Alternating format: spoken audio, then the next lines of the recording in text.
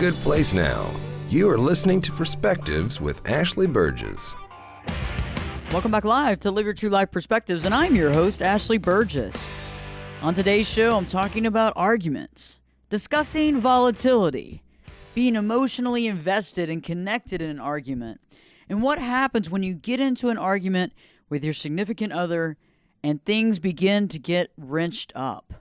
Things begin to escalate very quickly. And this can get to a situation that we need to diffuse, and we need to diffuse quickly. You know, a lot of times when we get emotionally invested in an argument, we really don't know how to calm down. We really don't even see that we need to calm down because we get emotionally wrenched up with the other person's emotions. And we don't see what we need to do to de-escalate the situation. And anytime you've ever been into an argument, and a real heated one, you know that things can get out of hand pretty quick. And unless we actually get control of the situation, we might not actually have a good solution, or this might not end successfully. You know, what I found is that when there's an argument, you know, we have to get to that point where we acknowledge other people's feelings, right? We acknowledge other people's feelings. We acknowledge that they have feelings. We don't have to co-sign on them. We don't have to agree with them, but we acknowledge that they have the right to have these feelings. And I think that's one of the things that we need to realize in any situation with anybody, that, you know, there's going to be people that disagree with us. There's going to be people that have arguments with us. There's going to be people that want to push us, whatever that looks like, and we're going to have to deal with it. But there's right ways to deal with it, and there's not so great ways to deal with things as well. You know, joining me in studio later on today, we have Rnold Smith. Rnold Smith is the creator of the Connection app. He's the creator of the Connection app, and the Connection app is a way of bringing couples together, but it's also a way of understanding how to co-create an even better relationship, how to get out of that roommate situation with your husband, your wife, your significant other, and various things to really keep into consideration so that we can actually grow our relationship instead of letting that stagnate. You know, what I find more often than not is that we get stressed out about work, our responsibilities, the kids, and everything in between, and our relationship with our significant other is the thing that suffers most. And so Rnold has dedicated his entire life to helping people reshape their relationships and really get back into that and get some amazing stuff out of those relationships that they didn't even dream was a reality or a potential reality.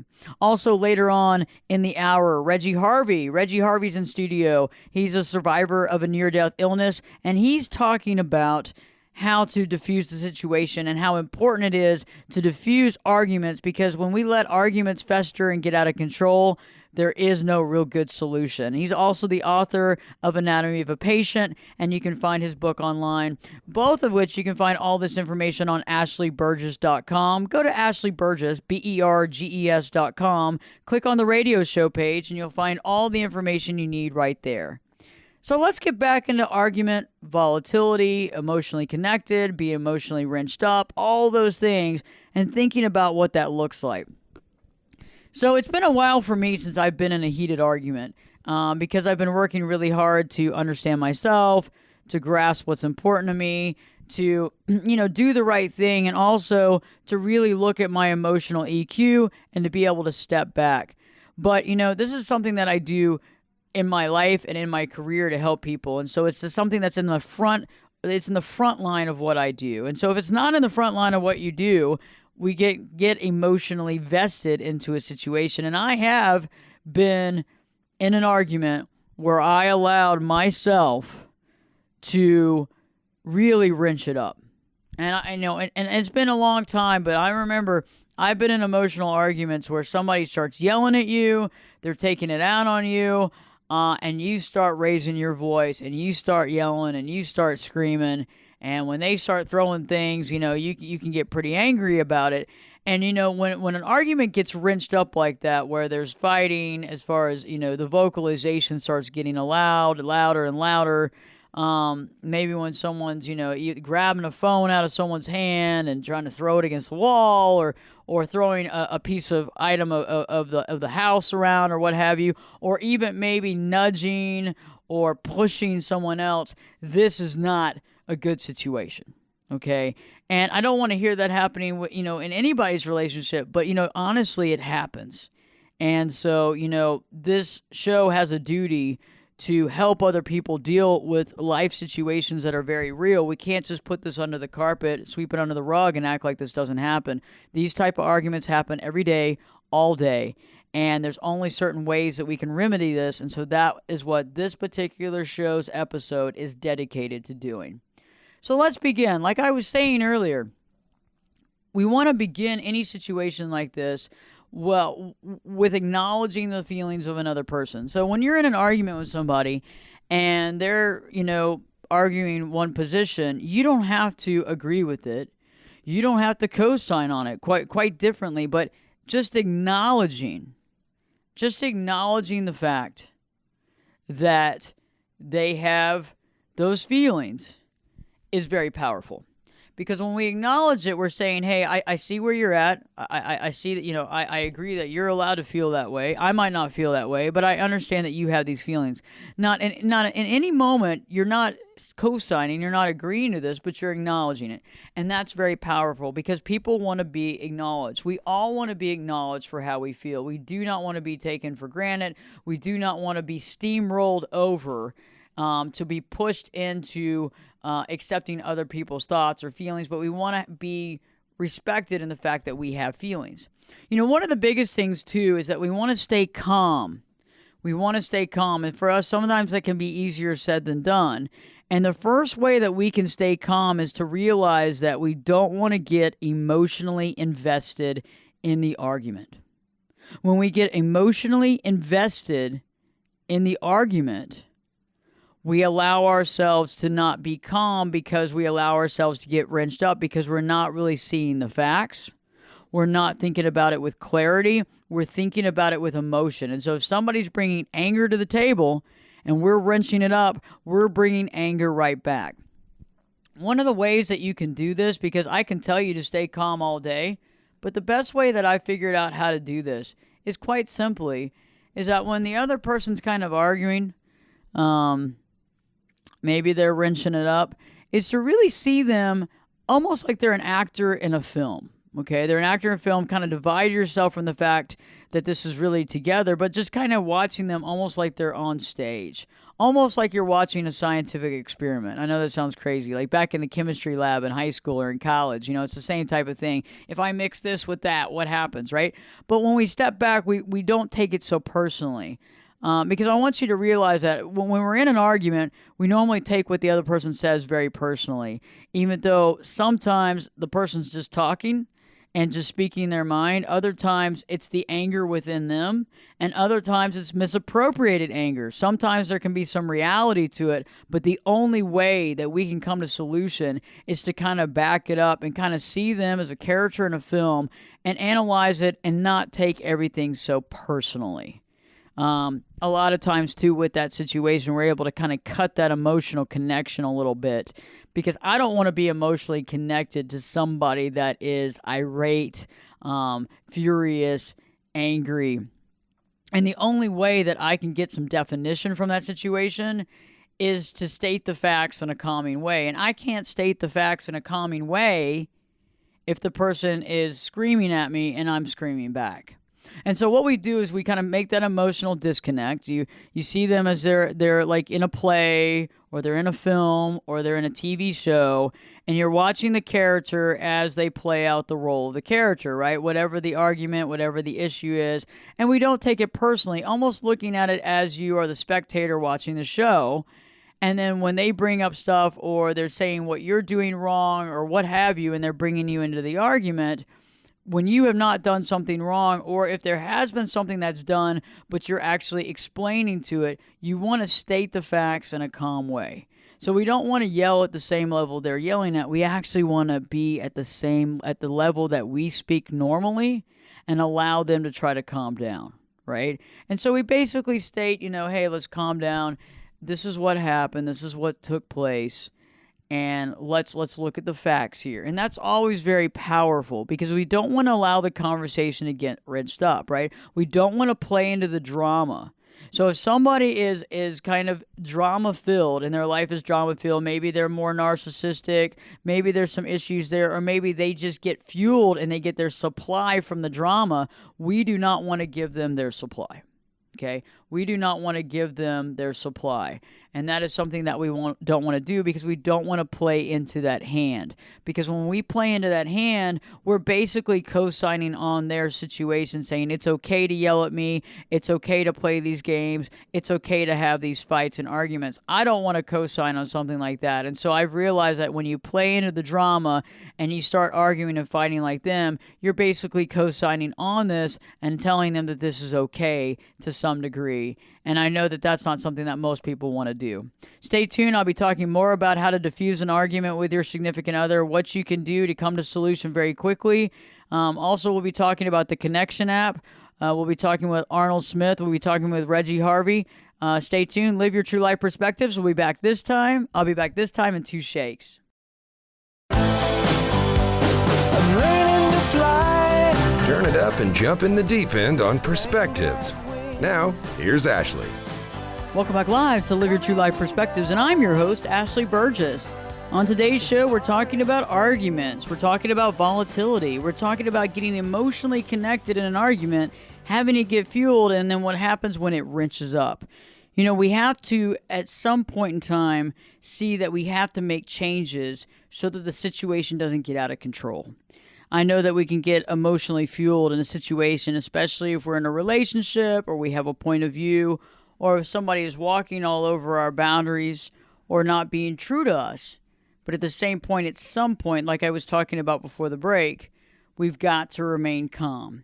We've got to remain calm, and we also have to realize that we have to divide up that emotional standpoint so we're not so emotionally invested that we get over our heads and get full on into the argumentation. Joining me live in studio, Reggie Harvey. Reggie Harvey is the author of Anatomy of a Patient. He's also the survivor of a near-death illness, and he's an advocate for the folks that are dealing with situations where they're waiting on transplants, or with a family member who's waiting on a transplant, and anybody that's gone through a serious life change and has lived to tell the tale.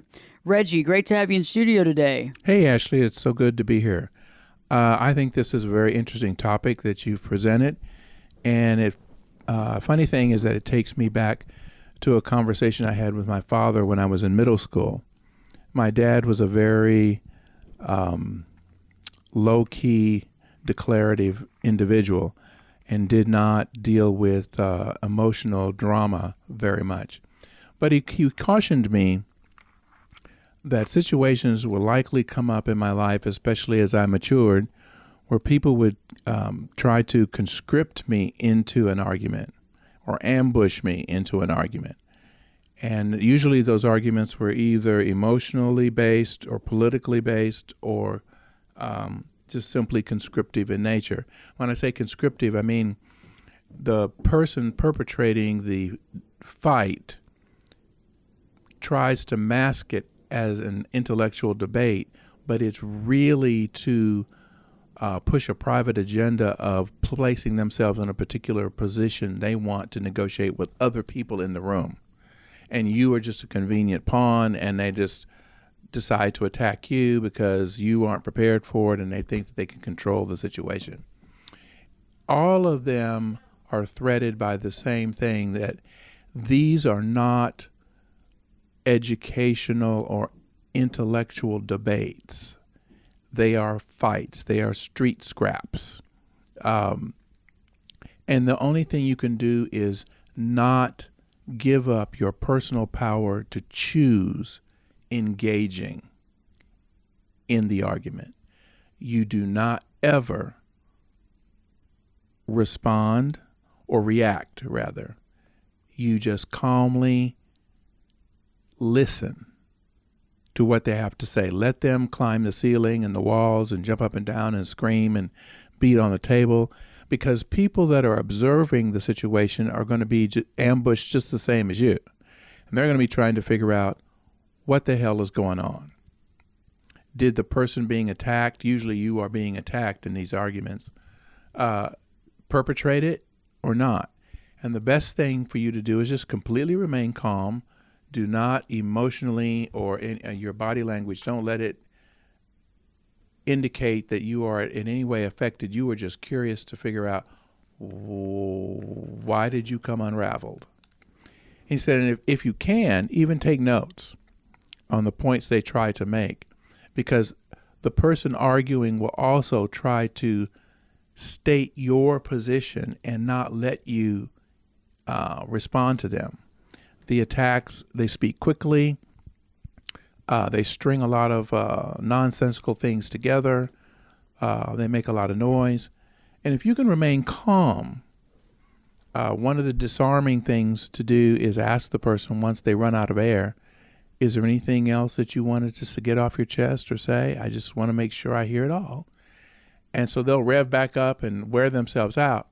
And then you can either just simply get up and thank the host for the evening and leave, or tell the person, I will pray for you, or what do we say here in Texas?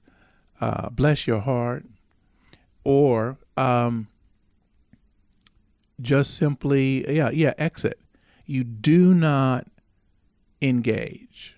And what the outcome of that is, the observers are going to be judging what's going on, who started the fight, just like in high school or recess, when somebody starts to scrap, everybody makes a circle and gets involved in it, just for the pure animalistic sense of it. But the observers will figure out very quickly, well, wait a minute, if this is a real fight, why is this one person so very, very calm and the other one's, climbing the ceiling? Obviously, this person, the quiet one, isn't affected by this. So it's likely whatever is being thrown out for witness isn't actually accurate or true. And so the big lesson my father told me was, you just don't react, you don't engage, you don't fall for it, and you don't get angry to demonstrate anger towards the person who starts this. In fact, you sort of pity them, and, well, I'll hope you get better, or I hope whatever is bothering you, because I don't know what it is, I hope it resolves, and leave. One funny incident, it was a little more tricky, is the emotional arguments. And I got trapped once by a couple that I had known for over a decade. And I don't know what they were sparring about, but when I was alone in their home one time visiting, I just stopped by to see how they were doing. And they started this little snipping at each other over afternoon cocktails. And the next thing I knew, about 20 minutes later, they were tearing each other down about some nonsensical issue that I knew nothing about. And I felt sort of trapped because they sort of wanted me to take sides, or to at least consider one of their points over the other. I only let that happen to me once. Several months later, they invited me to go out to dinner with them. And I said, oh, just drop by, because I lived in the same neighborhood. And we'll all ride over together. And the West End in Dallas was sort of new. I'm dating myself now. This was in the late 80s. So we went to dinner. And when we sat down at the table, I told them, now, if you all decide to go into this nitpicking and quiet fighting, I'm going to leave. So sure enough, they waited until the food was served and it started. So I quietly gestured to the maitre d' and whispered in his ear and requested he get a cab for me. And they were so busy at each other, they didn't see that. And then he gave me the high sign. My cab was present. I folded my napkin. I threw money on the table, and I said, have a nice evening. And I walked out of the restaurant. And they were chasing me out into the street, and I got in the cab and took myself home. They thought that I was a prisoner because they had driven. that never happened again. And I still to this day do not know what they were ever fighting about or what position they were trying to get over each other. And I don't care. It was just, I don't want to be pulled into your drama. And the ploy most of us fall for is that we try to elevate the argument to a debate, a logical debate, and that's not what the people doing this want. So you can't investigate their private agendas when this happens. You just have to let time pass and let them reapproach you. So that's my take on it, and I found that advice my father gave me in middle school has proven to be very effective both in private life and in business with my colleagues. It's interesting that you bring this topic up, but I think everybody benefits from actually thinking about what's going on. By the way, if you want to know more about my situation that Ashley sort of used in her introduction to me today, please go to my website, reggieharvey.net, ReggieHarvey.net. And there you can find out a little bit more about my renal failure and what I've done to treat it, some of the emotional issues I've had to conquer. You can also find access to Amazon.com, where you can buy the book Anatomy of a Patient, which chronicles my journey, and you can also see or pick up on some of the audio clips from our previous conversations. Thank you so much for inviting me into this conversation, Ashley. See you in the studio next week, Reggie. And I think Reggie had some really great pearls of wisdom when we think about this, especially when we're dealing with external fights and dealing with different couples and different arguments, especially when it's in front of other people as well. We have to keep our cool, and we have to understand how to be calm and how to emotionally disconnect. And I look forward to hearing his perspective next week. And in the meantime, when we return, we're talking more about how to deal with the argument, how to calm down, how to be the leader, and how to really deal with this in a calm fashion so that you keep your cool and we actually come to solutions. Stay tuned. Live Your True Life Perspectives with your host, me, Ashley Burgess, will be back this time in 2 shakes.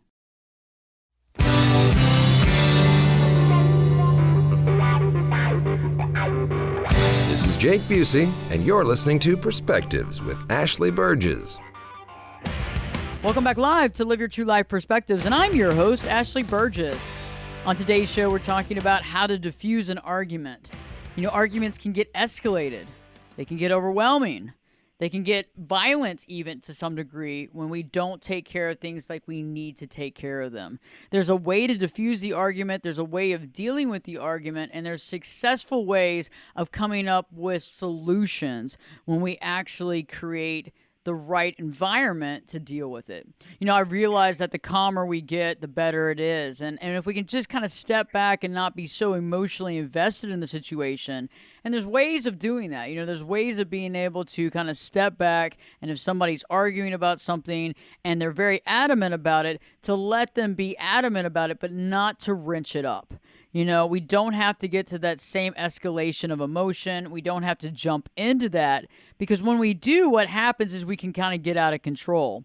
Because if the other person in the argument is unable to self-regulate, then we have a serious problem. Because what happens is that person begins to get wrenched up based on our emotion and how we are responding. So if we're yelling, if we're screaming, if we're running around or throwing things, this can tend to lead to a serious situation. However, when we enter the argument by stating facts and keeping it calm, and allowing to try to create a conversation instead of an altercation or an argument, we actually can come to success quite quickly.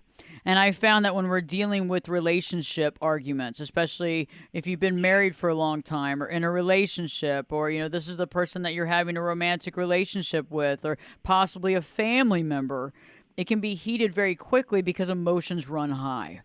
And they run high because people are more emotionally invested.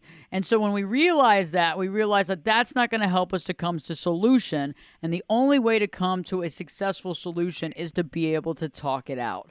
And the only way we can talk things out is if we're not yelling and screaming. So somebody's got to take the leadership role. And that's what we've been talking about on today's show, is taking that leadership role and taking it to the next level, because somebody can be a little out of hand, can be emotional. But if you step back emotionally and you realize, if I keep it together, I keep my cool, if I keep the same tempo and composure of what I have, that I can help escalate this to a positive level instead of putting it down and creating a wrenched up situation that causes a lot of anxiety, stress, and usually we don't solve the problem. We end up talking about how one person treated us, or how somebody yelled, or how somebody broke someone's phone, but we don't talk about really resolving the situation at hand. And that's what we want to do. Joining me live in studio, Rnold Smith is the champion of the habits that lead to happiness and life satisfaction. He's the creator of the Connection app, and he's also a good friend. Great to have you in studio today. How you doing? Fantastic, Ashley. Thanks for having me on. You know, it's interesting. We've been talking about relationship habits, and that's something that you not only champion, but you also created an amazing app called the Connection app that can bring folks together. Now, how does that work? Well, what we tried to do is really codify what are the things that really bring people together. I mean, you always hear things like you want to be positive in the world, you want to have a good attitude, you want to be loving with your partner. But those are kind of like esoteric. It's hard to nail it down. So the research we did was, what are the specific actions you can take that are proven to generate intimacy and trust in a relationship? And not only that, we actually wanted to build a technology that helps you integrate them into your life, so that you're not doing it on your phone. You're actually doing it with the people you care about. And that's the most important thing, because if you're not doing that, it doesn't matter. You know, I find that oftentimes we're so busy in our life, and we've talked about this before off the air, where it gets overwhelming. Like, we don't pay enough attention to our important relationships. We have work and responsibilities, and whether you have children or multiple jobs, that seems to come first. And then the relationship seems to come, second or third or fourth. And so how do you really work with that to open people's minds and their eyes to that issue, and to try to get them to have some sort of clarity and to work harder to keep the relationship positive? Well, you're exactly right. Our lives are so busy and so demanding, and there are so many distractions that oftentimes our partners or the people we care about, they're last on the list, because most of the time it's good. You got them. They're with you. They're on board, and so you're always dealing with emergencies. But if you leave it too long, those relationships, then they become the emergency, and that's what we want to avoid. And what happens is, when it comes to the habits, you want to first, how we use the app is an artificial reminder and educator at first. But once you've got that education and that understanding of what to do, and it helps to remind you to do those things throughout the day, and it helps you to actually anchor triggers throughout your day, so that when you get home from work, there's a habit that happens. So initially, the app helps you to remind you, but it also helps you put triggers throughout your day. So as you get up in the morning, as you have a meal together, as you're going to sleep, it triggers you to take the actions that will keep you connected, keep you feeling happy. So that's kind of the key, is that it starts with an artificial reminder by using technology, but it leads to having reminders throughout your day. So let me ask you, we've been talking today about the concept of diffusing an argument and how to do that, because we can get it wrenched up. Like, we're talking about our most important relationships, and because they're the most important relationships, we're more emotionally invested. What are your thoughts on how to really calm down an argument and get to a solution instead of escalating the situation and not finding any solution? Well, one of the things that's really important for people to understand is really how our brains work. And there's really kind of three parts of our brain involved in every decision that we make. There's kind of the lizard brain that doesn't care about anything, just wants what it wants. There's the part of our brain that advocates for doing it the way we've always done it.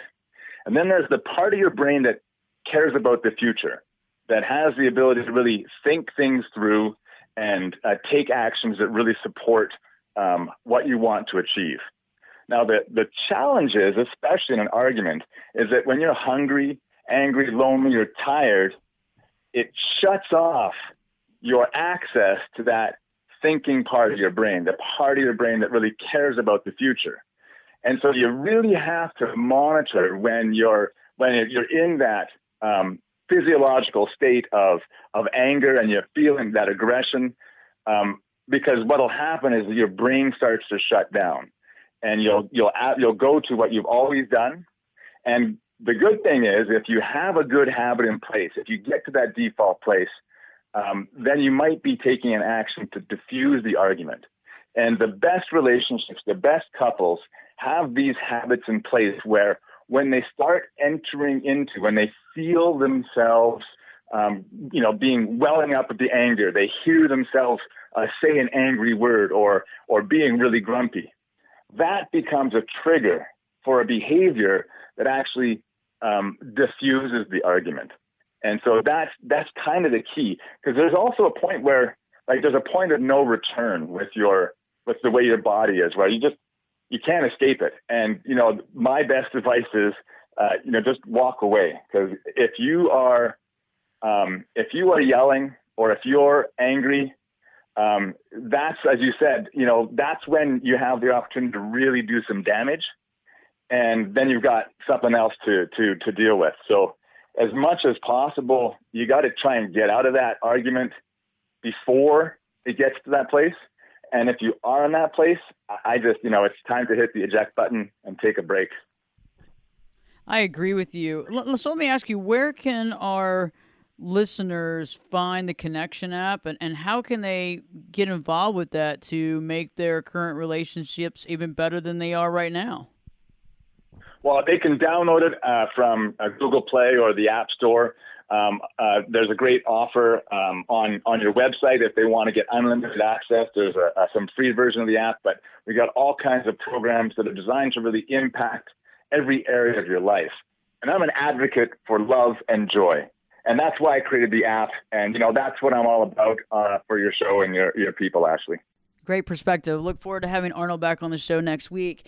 When we're talking about diffusing situations, it's such a big deal. Diffusing an argument, not allowing it to get wrenched up. That's the key, because when we get emotionally volatile in a situation, we don't have success, right? We're not able to deal with the situation in hand that started the argument in the first place. When you get a chance, check out artforyourcause.com. Artforyourcause.com. It's an amazing organization that connects artists to charities to really help the artists grow, but also help the charities to actually get the money that they need to do the things that they do. The founder and CEO, Liz London, is an advocate of Live Your True Life Perspectives, and she's behind us 100%. And so we have a show coming out called The Artist Perspective that will be launching right there on artforyourcause.com very soon. Stay tuned for more information on that. Also, don't forget to check out my YouTube channel. Go to YouTube, put in Ashley Burgess, Berges. New video content up each week on relationships, overcoming toxic relationships, and the list goes on. Stay tuned. Live Your True Life Perspectives with your host, me, Ashley Burgess, will be back in. I'll be back this time in 2 shakes. You could be my luck. Get in here. You're listening to Perspectives with Ashley Burgess. Welcome back live to Live Your True Life Perspectives, and I'm your host, Ashley Burgess. On today's show, we've been talking about diffusing an argument. How to diffuse an argument when the argument has gotten volatile, when it's got an emotional connection, the emotions have gotten wrenched up. What do? And I've been talking about the acknowledgement of the emotions and feelings of others, but not co-signing on it. Staying calm and not getting emotionally invested in the argument. Really seeing that other person as a character in a show, a character in a film that has their own plight, and they're trying to, explain their plight, no matter how they are explaining it, but trying to get that emotional distance, not getting wrapped up in the he said, she said, not getting wrapped up by the stuff that they're saying, but kind of just taking a step back and listening to it, and then stating the facts very calmly. one thing that I've realized is that we cannot be calm if we're being pulled into the throes of the argument, being pulled into the throes of the emotion. There is no calmness there, period. End of story. Instead, it's quite the opposite. And that's something that you really, really want to think about. Because I haven't seen an argument really, I haven't seen a successful solution come out of an argument that gets seriously wrenched up. Because the issue here is that there's something that someone wants to argue, right? And that argument is something that needs to be dealt with. But what happens is if we wrench the argument up, even especially if you weren't the one that started it, right? The person that started it, even if you disagreed with whatever the reason or found that there was a fallacy with even the reason to begin with, or figured it was just a control mechanism to control you, right? That's a lot of what happens when people argue and fight, right? Because they're trying to control the situation. So what happens here is that you get wrenched up too, right?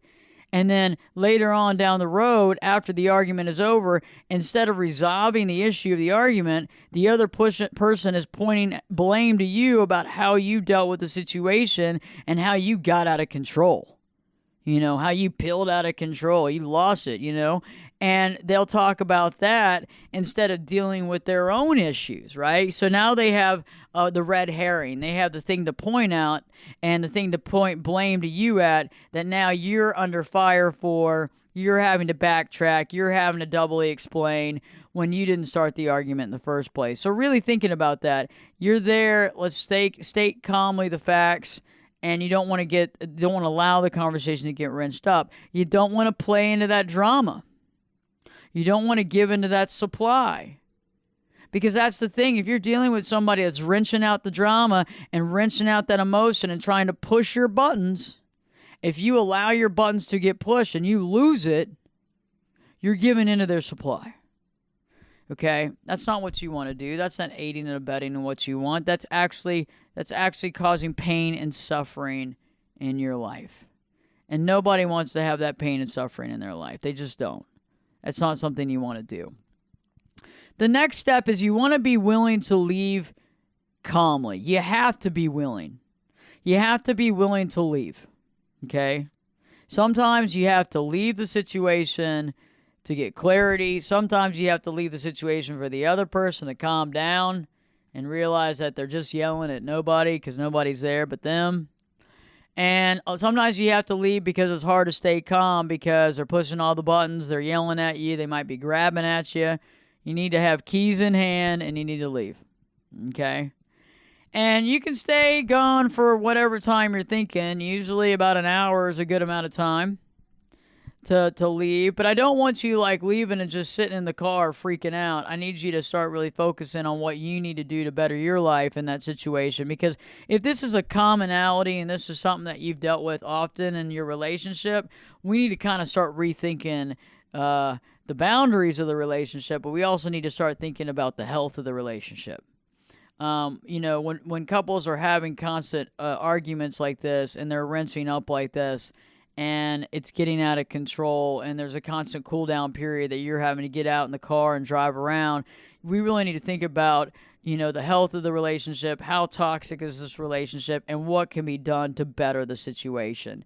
And this is something that's very important because I want you to not just be sitting in that car worrying. I want you to start using that time. If this is something that's second nature, I need you to start using that time to better your life, to work on something, to really think about what you want to do in this relationship. So once you take that time out, and you say it calmly, I'm leaving, I'm taking the time out, and do whatever you have to do in a positive way. Don't slam the door. Don't scream, I'm leaving. Instead, just, I'm leaving. I'll be back. I'm going to take a break. Come back and try it again. And if they're still out of control, you might need to leave again. Because remember, the whole concept of what I'm talking about is about taking the leadership role. Okay, when somebody's yelling and arguing with you, jumping in with them is not the right thing to do. That's not taking the leadership role. That's following the leader, and you're making them the leader when they're not the leader. That's not what you want to do. That is not what allows for success. That is what gets us off target and puts us in this type of situation over and over and over again. So I want you to take the leadership role by taking the break. If you got to take the break for the second time, I want you to do that. But taking that leadership role also means thinking about, what do I need to do to work on this relationship? What needs to be done to really think about how to assimilate this relationship, and what can I do to make the relationship better and to add to the relationship? And in that process, taking that leadership role. And the person that stays calm and sees it as it is and tries to calm the other person down, and if they can't, takes the break and does what they need to do, that's the leader, okay? We don't want to aid and abet. We don't want to give in to that supply of that drama that causes that type of chaos.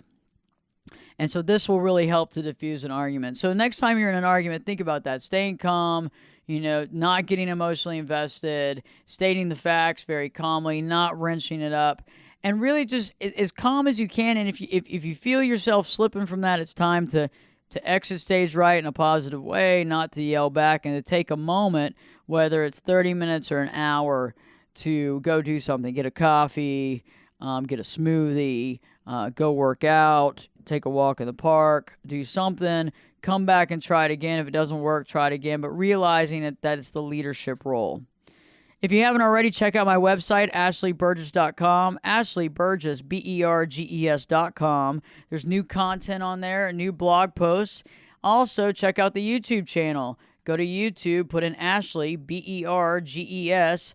New video content out every week discussing things from toxic cycles, toxic relationships, creating a healthy and successful marriage, and the list goes on. And you can find that right on YouTube. Go to YouTube and put in Ashley, BERGES. Please share this show with your friends and family. Let them know where you hear it. And we also keep the podcast right on the website and on Spreaker for future listening. Next week, we have Rnold Smith on with the Connection app. We have Reggie Harvey with Anatomy of a Patient. And also, don't forget artforyourcause.com. Check out Art for Your Cause, because if you like art or you have a favorite charity, this could be right up your alley. Live your true life perspectives with your host, me, Ashley Burgess, will be back in. I'll be back this time. Well, you know it. I'll be back this time in 3 shakes.